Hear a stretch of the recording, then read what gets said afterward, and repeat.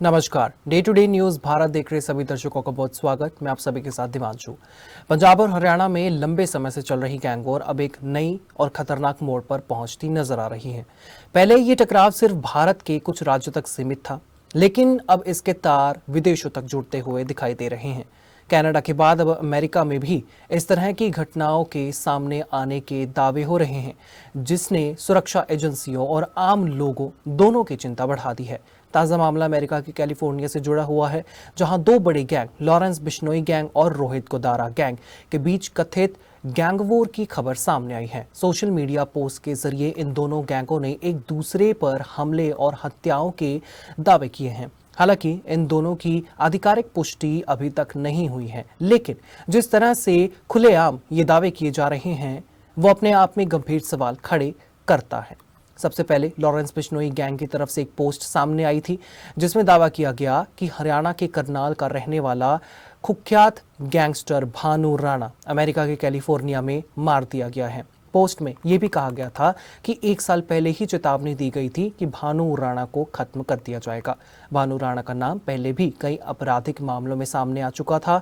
उस पर हत्या, रंगदारी, हथियार रखने और कई गंभीर आरोपी जो है लगे हुए थे। अपराधों के केस उस पर दर्ज थे। बताया जाता है कि वो पहले लॉरेंस बिश्नोई गैंग का हिस्सा था, लेकिन बाद में उसके संबंध खराब हो गए और वो विरोधी गुटों के साथ जुड़ गया। यही वजह मानी जा रही है कि वो लॉरेंस गैंग के निशाने पर आ गया। रिपोर्ट्स के मुताबिक 2023 में वो फर्जी पासपोर्ट के जरिए अमेरिका भाग गया था। उसके बाद भी वो गैंग से जुड़े कामों में सक्रिय रहा और विदेश में अपना नेटवर्क लगातार चलाता रहा। लेकिन इस कहानी में मोड़ तब आया जब अगले ही दिन रोहित गोदारा गैंग की तरफ से एक और पोस्ट सामने आई, यानी कि आज वो पोस्ट सामने आई। इस पोस्ट में दावा किया गया कि उन्होंने काका राणा नाम की व्यक्ति की हत्या कर दी है, जो कथित तौर पर लॉरेंस बिश्नोई गैंग का शूटर था। पोस्ट में साफ लिखा गया कि ये हत्या बदले के तौर पर की गई है, यानी एक दिन पहले भानु राणा की हत्या के बाद ये मामला जवाबी कार्रवाई के रूप में देखा जा रहा है। यहाँ सबसे बड़ी बात ये है कि दोनों घटनाओं के दावे सोशल मीडिया के जरिए किए गए हैं। ना तो अमेरिकी पुलिस की तरफ से इसकी पुष्टि हुई है और ना ही किसी आधिकारिक एजेंसियों ने इन घटनाओं की पुष्टि की है। कैलिफोर्निया में रहने वाले कुछ भारतीय मूल के लोगों ने भी इन दावों पर सवाल उठाए हैं। उनका कहना है कि अगर इतनी बड़ी घटना होती तो स्थानीय मीडिया और पुलिस रिकॉर्ड में ज़रूर सामने आती। इससे ये शक भी पैदा होता है कि कहीं ये पोस्ट सिर्फ डर और दहशत फैलाने के लिए नहीं तो की गई हैं। लेकिन भले ही इन घटनाओं की पुष्टि न हुई हो, एक बात तो साफ है, गैंगस्टर अब सोशल मीडिया को एक हथियार की तरह इस्तेमाल कर रहे हैं। वे इन प्लेटफॉर्म्स के जरिए अपने विरोधियों को धमकी देते हैं, अपनी ताकत दिखाते हैं और लोगों के बीच डर का माहौल बनाने की कोशिश करते हैं। इस पूरे मामले का सबसे खतरनाक पहलू ये है कि अब ये गैंग वॉर अंतर्राष्ट्रीय रूप लेती जा रही है। पहले कनाडा में इस तरह की घटनाएं सामने आई थी, जहां पंजाबी मूल के गैंगस्टरों के बीच टकराव हुए। अब अमेरिका में भी इसी तरह के दावे सामने आ रहे हैं। इसका मतलब ये है कि ये नेटवर्क अब सिर्फ लोकल नहीं रहा, बल्कि ग्लोबल हो चुका है। विशेषज्ञ मानते हैं कि इसके पीछे कई कारण हो सकते हैं। पहला कारण, गैंगस्टर विदेश जाकर कानून के दायरे से बाहर निकलने की कोशिश करते हैं। दूसरा कारण, वे वहां बैठकर अपने नेटवर्क को और ज़्यादा मजबूत करते हैं। तीसरा कारण, सोशल मीडिया के जरिए वे अपनी पहुंच और ज़्यादा प्रभावित बनाते हैं, अपनी पहुंच को और ज़्यादा प्रभावित करने की कोशिश करते हैं, प्रभाव डालते हैं। भानु राणा का मामला भी इसी बात की तरफ इशारा करता है। वो भारत से भागकर अमेरिका पहुंच गया था, लेकिन वहां से भी वो अपने नेटवर्क को ऑपरेट कर रहा था। इसके अलावा ये भी सामने आया है कि वो हथियारों की सप्लाई से जुड़े कामों में भी शामिल था। करनाल एसटीएफ द्वारा पकड़े गए उसके साथियों ने खुलासा किया था कि उन्होंने पंजाब में ग्रेनेड सप्लाई किए थे। यानी ये सिर्फ गैंग वॉर नहीं, बल्कि एक बड़े क्रिमिनल नेटवर्क का हिस्सा है।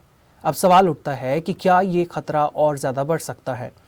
अगर गैंगस्टर विदेशों में बैठकर इस तरह के ऑपरेशन चला रहे हैं, तो ये कानून व्यवस्था के लिए बड़ी चुनौती बन सकता है। भारतीय एजेंसियों के लिए ये भी एक मुश्किल हो जाती है, क्योंकि अपराध कहीं और उसके तार कहीं और जुड़ रहे हैं। दूसरी तरफ अमेरिका और कनाडा जैसी एजेंसियों के लिए भी ये एक नई चुनौती है, क्योंकि उन्हें अब अपने देश में विदेशी गैंग नेटवर्क से निपटना पड़ रहा है। इस पूरे घटनाक्रम का एक सामाजिक पहलू भी है। विदेशों में रहने वाले भारतीय और खासकर पंजाबी समुदाय के लोग इन खबरों से परेशान हैं। उन्हें ये डर है कि कहीं इन गैंग वॉर का असर उनके जीवन पर तो नहीं पड़ेगा। कई लोग ये भी मानते हैं कि इस तरह की खबरें पूरे समुदाय की छवि को भी प्रभावित करती हैं। अब सबसे बड़ा सवाल ये है कि इसका समाधान क्या है। विशेषज्ञों के मुताबिक इसके लिए सिर्फ एक देश की कार्रवाई काफ़ी नहीं है। अंतर्राष्ट्रीय स्तर पर सहयोग बहुत ज़्यादा ज़रूरी है। एजेंसियों के बीच जानकारी साझा करना भी बहुत ज़रूरी है और सबसे ज़रूरी इन नेटवर्क को जड़ से ख़त्म करना। साथ ही सोशल मीडिया प्लेटफॉर्म्स की जिम्मेदारी भी बढ़ जाती है, क्योंकि इन्हीं के ज़रिए इस तरह के दावे और धमकियां फैलती हैं।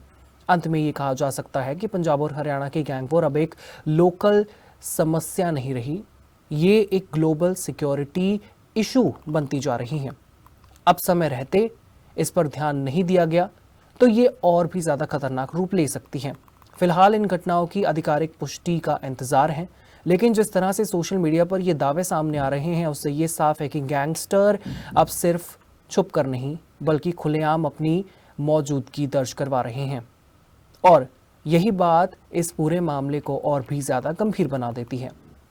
आपका इस बारे में क्या कुछ कहना होगा, आप हमें कमेंट सेक्शन में ज़रूर बता सकते हैं। सपनों का घर देख रहे हो तो सही वीडियो पे आए हो। जी हाँ, अगर आप एक प्राइम लोकेशन पे अपने लिए घर देख रहे हो तो जेनेसिस हाइट और स्क्वायर आपके लिए एक लग्जरियस प्रॉपर्टी लेके आया है। इसमें आपको लग्जरियस फ्लैट, पेंटा हाउस, क्लब हाउस की सुविधाएं देखने को मिलेगी और जो जल्द ही बनकर तैयार हो जाएगी। और इसके साथ ही अगर हम बात करें इसके ग्रीन एरिया की, जो 3 एकड़ में फैला हुआ होगा, इस ग्रीन एरिया में सबसे बड़ी बात यह है कि आप अपने बच्चों के साथ क्वालिटी टाइम स्पेंड कर सकते हो, साथ ही अपने बच्चों को नेचर के साथ भी कनेक्ट कर सकते हो। Day to day news Bharat आपके साथ हमेशा वादा करता है निष्पक्ष और सटीकता के साथ आप तक हर एक खबर, इन्फॉर्मेशन और अपडेट इसी तरीके से पहुंचाता रहेगा। हमारे चैनल का कोई भी पत्रकार ना किसी से कोई तोहफा लेगा, ना कोई विज्ञापन, ना ही करेगा किसी को ब्लैकमेल। और हम हमेशा एक कोशिश करेंगे कि हम दबे कुचले लोगों की आवाज़ बने और ऐसे किसी भी व्यक्ति की खबर ना चलाई जो कि भोले वाले लोगों को ठगता हो, उन्हें परेशान करता हो। इसके साथ हमारे चैनल का मकसद होगा लोकतंत्र के चौथे स्तंभ को लोगों की नज़रों में फिर से मजबूत करना। मुझे दीजिए इजाज़त और हमें हर किसी सोशल मीडिया प्लेटफॉर्म पर लाइक, शेयर और सब्सक्राइब करना बिल्कुल भी मत भूलिएगा।